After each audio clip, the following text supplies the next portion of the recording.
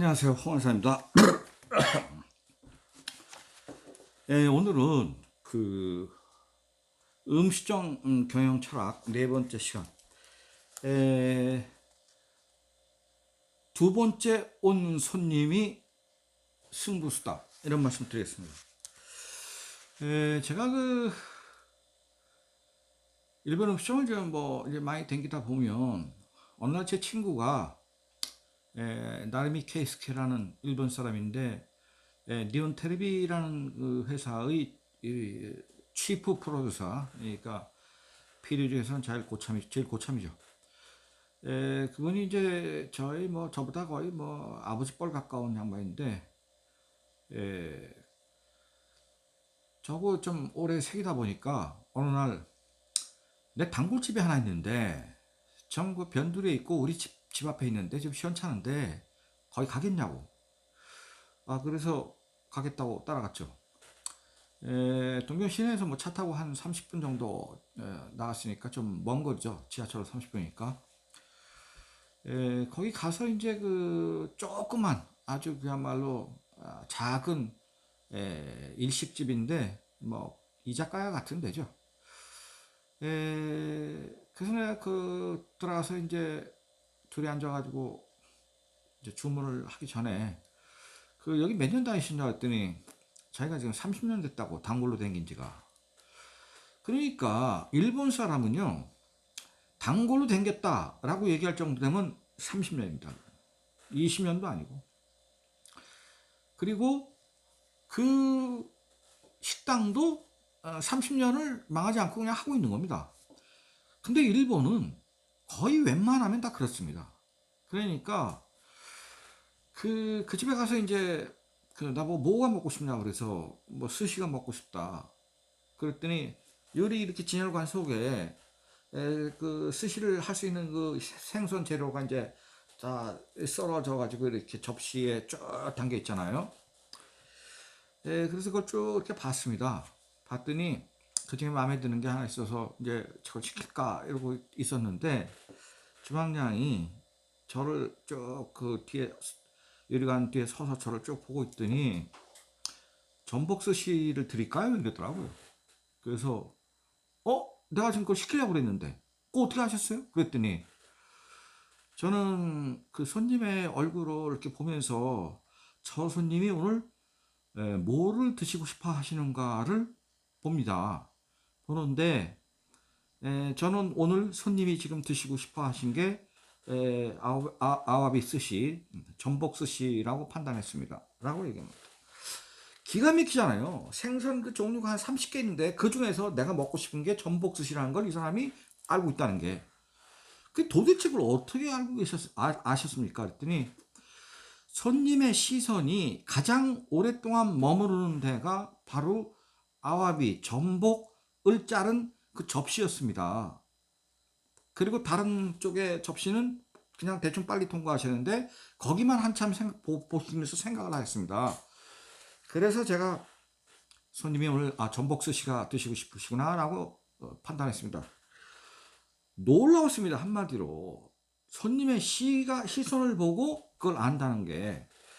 그래서 그러면 저는 이 집에 처음 왔고 다른 분들의 경우도 대충 다 그렇게 아십니까 했더니, 저희 집에 한 10년 이상 오신 분들은 제가 거의 다 맞출 수 있습니다 라고 얘기를 해요. 그 옆에 있는 나르미 케이스케, 지금은 돌아가셨고요. 저한테는 아주 그리운 일본 사람입니다. 보고 싶고요. 생각하면 눈물도 나고요. 그분이 저한테 일본을 정말 많이 가르쳐 주셨습니다. 일본 여기저기를 데리고 다니면서, 일본 사람은 좋은 사람 많습니다. 일본 사람은 우리처럼 이렇게 냄비처럼 이렇게 식었다 끓었다 이러지 않습니다. 한번 정말로 친구가 되면 오래 갑니다, 그 사람들은. 그런데 어쨌든 제가 그 주방장한테 전복 스시가 이렇게 두 개를 주잖아요. 한 접시에 두 개 아닙니까? 그래서 이제 10개를 주는 건데, 우리 나르미 케이스케 우리 그 형님께서 말씀하시기를, 왜 스시를 한 접시에 두 개를 주는지 아느냐. 그래서 그때만 해도 제가 나이가 어리니까 그런 거 알 리가 없죠. 그랬더니 이분이 보통 남녀가 같이 와서 혹은 친구하고 오는데 일본의 경우는 두 사람이 같이 오는 경우가 많다. 뭐 회식 이런 거 아닌다 하면 거의 대부분 술집에 둘이 온다. 그럴 경우에 한 접시에 두 개를 놔야지 똑같은 맛을 같이 공유할 수 있다. 특히 남녀가 같이 데이트를 하러 올 때도 똑같은 스시를 두 개를 놔주는 것이 그게 룰이 된 것이다 라고 얘기를 하셨어요. 이거는 정말 일본의 어떤 책에서도 볼 수 없는 그런 내용이었습니다. 그래서 그 아와비 스시를 이제 먹었는데, 그분이 이제 그 집에서 그 주방장이 일을 한 지가 한 30년 좀 넘었대요. 넘었는데 그야말로 단골 손님을 위주로 장사를 하는 겁니다. 이 우리나라도 지금 현재 그렇게 가고 있습니다. 뭐 사회 갓 나온 그 뭐 회사 초년병들 아닌다면은, 저같이 이제 뭐 사회생활을 올해로 뭐 39년째 하고 있으니까 대충 그 업종별로 이렇게 음식점을 다 정해놓고 다니죠 벌써. 뭐 저만 그런 게 아니라 뭐 제 친구들도 대부분 다 그렇습니다. 그래서 그 음식점 일본의 그 경영 노하우를 보면 그 두 번째 온 손님을 잘 잡아라 이런 말 합니다. 일본의 그 가게 주인들이. 첫 번째 온 손님은 그냥 오다 가다 들렸다가 그냥 가실 수가 있어요. 그래서 두 번 다시 평생 못 만나는데, 첫 번째 온 손님이 두 번째 왔다. 그러면 이 손님은 자기 가게에 지금 뭔가 관심이 있다는 겁니다. 그럴 경우에는 이 손님한테 정면 승부를 걸어야 된다는 거예요. 이 손님을 나의 영원한 단골, 30년 단골로 만들기 위해서 그 작전에 돌입해야 된다는 건데, 어쨌든 이 두 번째 온 손님을 어떻게 해야 되는가? 이 사람을 잘 잡아야 되는데, 그러면 이 두 번째 온 손님은 첫 번째 음식에 뭔가 지금 자기가 맛있다고 느꼈다든지 좀 감동을 받았다든지 뭔가 지금 자기의 욕구를 만족시켰기 때문에 오는 겁니다. 그래서 두 번째 손님한테는 오버하지 않고 자신이 오늘은 정말로 자신 있는 메뉴가 하나 있는데 손님이 먼저 주문을 하시겠죠. 뭐 오늘은 뭐 이런 계통이 먹고 싶다. 그러면 제가 정말 자신 있는 메뉴가 자기가 하나 있는데 그걸 한번 드릴까요? 라고 한번 얘기를 해본다는 겁니다. 물론 그 손님은 마음속에 어떤 목표를 갖고 왔을 거예요. 아마 첫 번째 왔을 때 먹었던 음식이 너무 맛있었기 때문에 오늘 그걸 또 먹고 싶어 할 수도 있습니다. 그런데 일본의 식당의 특징은 똑같은 음식을 연타석으로 대접하는 것은, 판매하는 것은 조금 좋지 않다라고 보고 있습니다.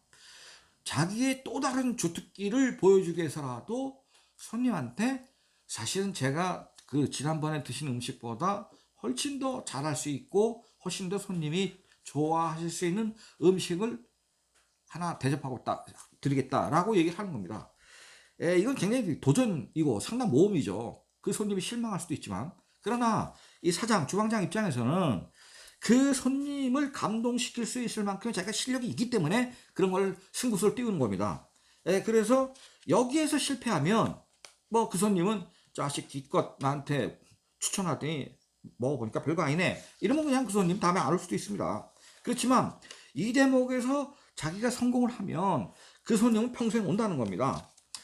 그 식당의 성공은 뭐냐면 재방문율을 높이는 겁니다. 이거는 뭐 식당뿐만 아니라 모든 가게의 승부수죠.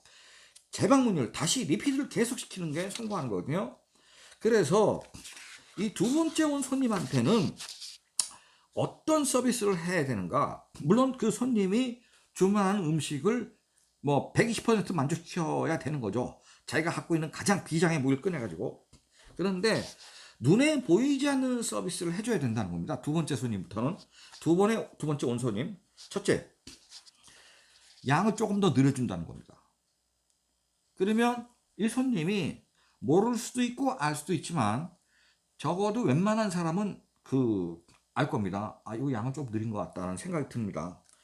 두 번째는 간단한 오차, 녹차라도 드링크에서 예를 들면 이게 무슨 돈이 되는 병에 들은 걸 따서 들은 드링크보다 오차나 녹차 같은 것 중에서 손님이 부담을 느끼지 않는 그런 음료수를 쓱 옆에다가 한 잔 갖다 드리는 겁니다. 세 번째는 손님이 하나만 드시고 가는 경우도 있지만 이자카야 같은 경우는 보통 둘이 들어오면 안주를 3개, 4개씩 시키니까 메뉴판에 없는 메뉴를 권해본다는 겁니다. 그러면 일본은 메뉴 종류가 뭐 350개 있는 집도 있으니까 그 메뉴판에 다 적지를 못합니다. 그런데 메뉴판에 없지만 자기가 잘할 수 있는 또 다른 어떤 메뉴가 있습니다. 그러면 쓱 가가지고 아까 드신 거 말고 이 메뉴판에는 없지만 제가 이런 거 하나가 지금 있는데 한번 손님이 한번 드셔보시면 어떻겠습니까? 라고 권유를 한다는 겁니다. 손님 입장에서는 자기가 조금 그 특별 대우를 받는 것 같은 기분을 느끼죠. 이 단골을 잡기 위한 하나의 노하우죠. 그래서 그 메뉴판에 없는 메뉴를 들이댔을 때 이 손님이 감동을 한다. 그러면 이 손님은 이 가게가 지난번에 왔을 때 먹은 그게 다가 아니고 계속 또 다른 메뉴를 비장의 카드를 많이 갖고 있구나 라고 생각을 한다는 겁니다. 사실 손님 입장에서 그 집에 갈 때마다 똑같은 거 먹으면 맛이 있겠습니까? 그것도 단골 되면은 뭐 한 달에 한두 번이라도 가면 1년에 가서 똑같은 거 먹을 수 없으니까 갈 때마다 서프라이즈, 메뉴판에 없는 메뉴를 들이대면서 이 손님을 계속 감동을 시켜주는 겁니다. 네 번째는 특별 요리. 그러니까 뭘 강조해야 되냐면 요 요리는 재료 자체가 제 고향에서만 나는 겁니다. 이 동네에서만 생산되는 재료입니다. 요 재료가 그야말로 신토불이기 때문에 제가 한번 꼭 손님에게 맛을 한번 보여드리고 싶습니다. 이렇게 권한다는 겁니다. 자, 4가지의 승부수를 지금 띄웠다는 겁니다. 이 사장이나 주방장이. 첫 번째는 양을 조금 늘려줬다. 두 번째는 간단한 음료를 서비스했다. 세 번째는 메뉴판에 없는 메뉴를 갖다 권했다. 네 번째는 특산 자기 지방에서만 생산되는 그런 요리, 신토부리 요리를 권했다라는 4가지 지금 승부를 띈 겁니다. 자, 이게 지금 두 번째 온 손님을 영원한 단골 고객으로 만들기 위해서 지금 이 주방장이자 사장이 이 승부수를 띄운 방법이죠. 자, 아까 처음에 말씀드린 그 집으로 가서 자, 제가 전복 스시를 먹고 싶다는 것을 알아차린 이 주방장이 저한테 전복 스시를 줬는데 진짜 맛있었어요. 뭐 벌써 뭐 가게 연지 30년 넘었으면 벌써 프로라는 거죠. 그래서 그 집에서 사실은 그날 뭐 스시를 한 20개쯤 먹은 것 같습니다. 근데 일본 사람은 뭐 그런 짓은 안 하죠. 1인분이 10개면 10개만 딱 먹고 나가는데 이 한국 사람인 저는 주책이 좀 없기 때문에 맛있으면 그냥 왕창 먹습니다. 그래서 이제 제가 다 먹고 난 다음에 그 제 시선을 보고 제가 먹고 싶어 하는 거를 알아차린 그 주방장님의 그 실력도 참 대단하시고 그래서 제가 지금까지 뭐 그 당시에는 뭐 일본을 그렇게 많이 댕긴 데는 아닌데 어쨌든 참 놀랍습니다. 한마디로 신의 경지 아닙니까? 이렇게 얘기를 했더니 그분이 뭐라고 얘기했냐면 손님 저는 아직 멀었습니다. 저 후지산 위에는 구름이 있습니다. 후지산이 높지만 그 위에는 구름이 또 있다는 겁니다. 그러니까 저는 아직 멀었습니다 라고 얘기를 했어요. 그 집에 엄청난 감동을 받았습니다.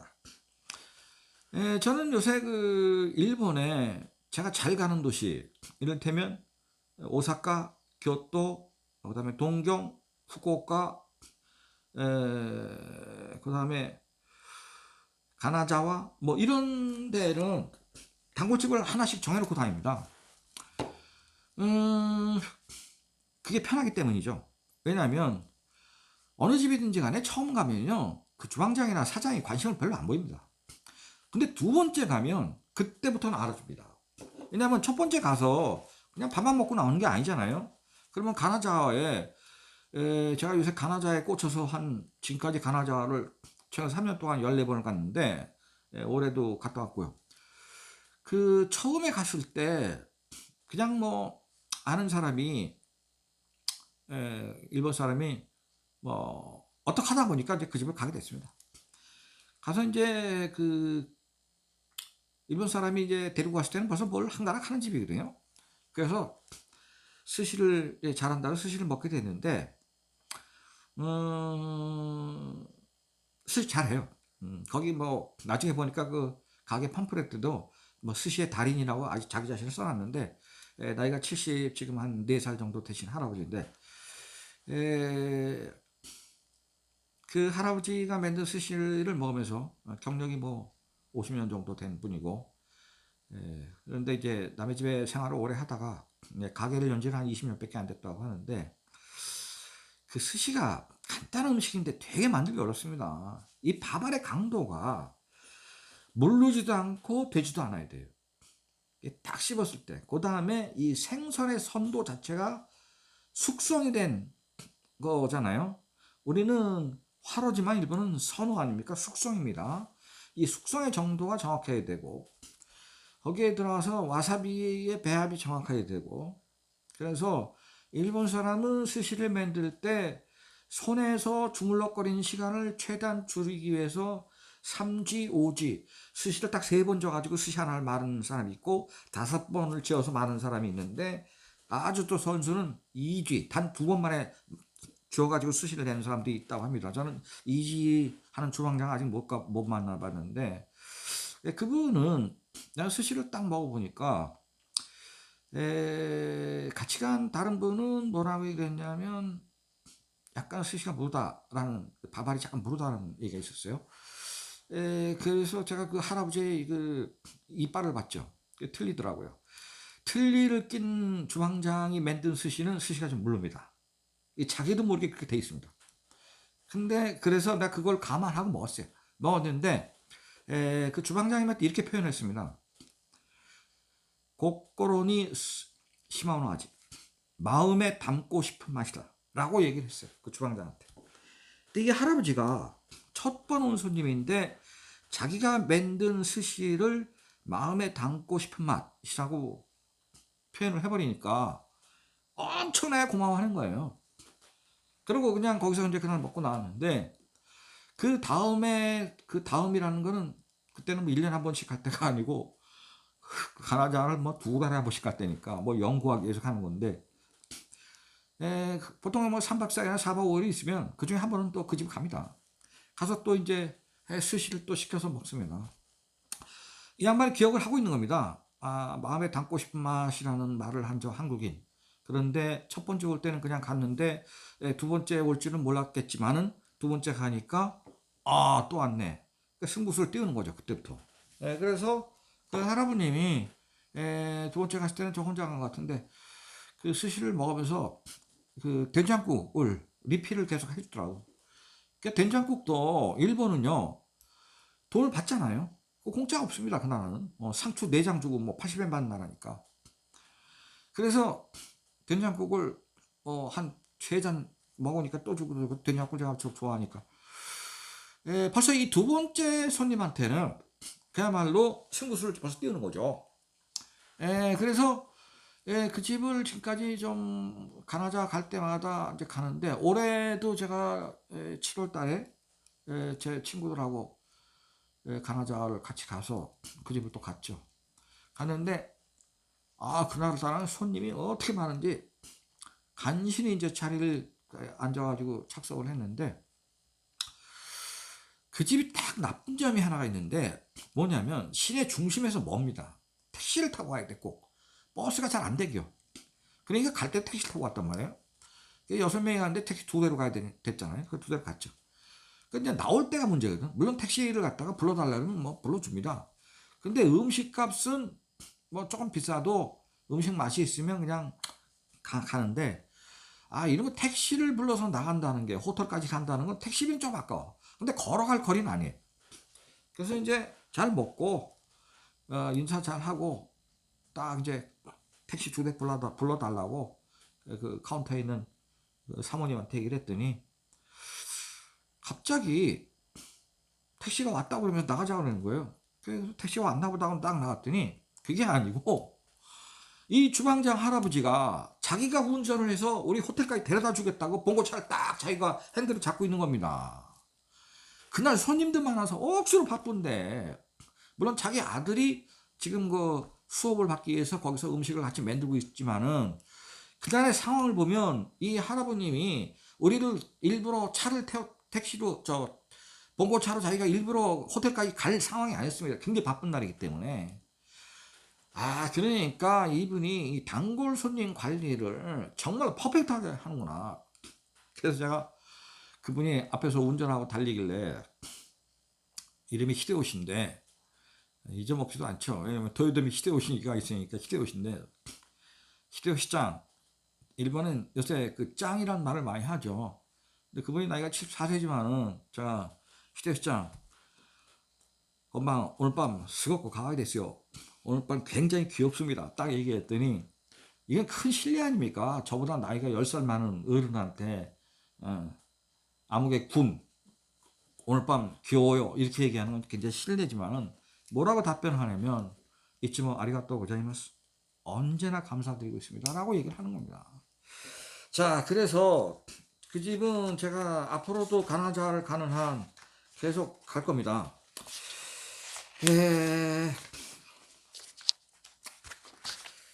오늘의 결론은요, 한국은 감동을 받은 식당이 저도 있으니까 가죠. 근데 어느 날 가면 그 식당이 망합니다. 그런 식당은 참 가슴 아픕니다. 서초동 그쪽에 교대 뒤쪽으로 아주 허름한 일식집은 아니고 횟집이 하나 있었는데 거기도 열심히 다녔는데 어느 날 갔더니 가게 망했고 핸드폰도 바뀌어서 통화도 안 되고, 제가 어디로 이사 갔으면은 그 집 찾아가려고 그랬어요. 그 식당에 가서 또 그 집 단골을 댕기려고. 저는 그 일식집에서 한국 일식 주방장님들 중에서 마음에 드는 주방장님이 그 가게를 관두고 다른 가게를 가면요, 혹시 그런 일이 생기면 나한테 미리 핸드폰을 문자 달라고, 그 집으로 갈 테니까. 네, 이렇게 얘기합니다. 그 모르는 주방장하고 지금부터 새기면서 그걸 갖다 같이 또 10년이고 이렇게 가려면 그 서로 사귀기까지 시간이 오래 걸리잖아요. 그러니까 한 주방장하고 오랫동안 다니는 게 좋습니다. 그래서 지금 뭐 서울 시내도 그 호텔 일식당 이런 데가 아니고 개인이 하는 일식집 혹은 횟집 이런 데를 아예 지금 정해놓고 다닙니다. 역시 잘하죠. 자, 오늘의 그 결론은 뭐냐면, 두 번째 온 손님이 승부수다. 그리고 그 두 번째 온 손님한테는 프렌들리하게 하는 게 중요하다. 그러니까 농담을 가볍게 하는 농담을 꼭 하나 준비해야 된다. 정 할 말 없으면 오늘 날씨가 비가 오는데 여기까지 와 있어서 고마운데 어떻게 오셨습니까? 그럼 뭐 버스 타고 오든지 지하철 타고 오든지 뭐 왔겠죠. 이렇게 가벼운 농담하면서 프렌들리, 쉽게 얘기하면 침묵을 도모하는 거죠. 또 손님 입장에서도 자기가 두 번째 왔는데 저 사람이 내가 두 번째 왔는지 세 번째 왔는지 저는 모르고 있구나 이러면 썰렁하니까 그냥 그 다음에 별로 가고 싶지 않잖아요. 따라서 가볍게 농담을 하면서 프렌들리하게 가라. 이게 두 번째 손님이 결국은 평생 고객이 되는 지름길이다 라는 얘기입니다. 자, 오늘은 두 번째 손님이 승부처다. 그 다음에는 후지산 위에는 구름이 있다는 주방장 얘기를 말씀드렸습니다. 자, 감사합니다.